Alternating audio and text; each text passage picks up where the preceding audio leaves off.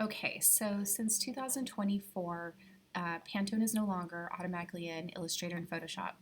However, though, you can get a Pantone Colorbook from Adobe Creative Cloud, which Santa Ana College students do have access to.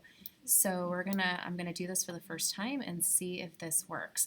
So you'll want to open up your Adobe Creative Cloud account, and you're gonna want to search for the Pantone Connect extension. So I think I'm just gonna copy this. I highlighted it, I said edit, copy. Now I'm gonna go to Adobe Creative Cloud. I am logged in with my user credentials, which is great.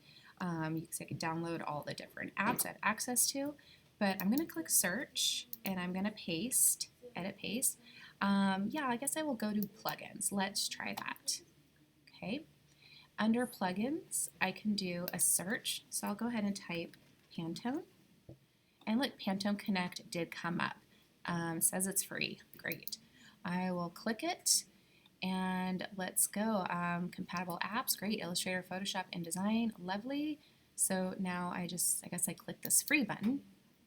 I do have to agree to the end user license. Okay, plugin acquired, install. I'm gonna click install. There we go. It'll let me.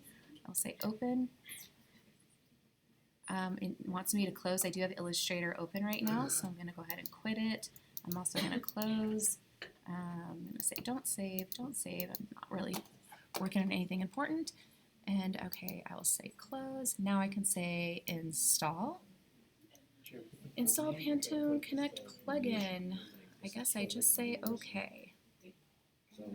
Oh, and then so you do need your admin on your computer. So if I was on my home computer, that would be easy, but I'm on a school computer, so I will need to put in a ticket.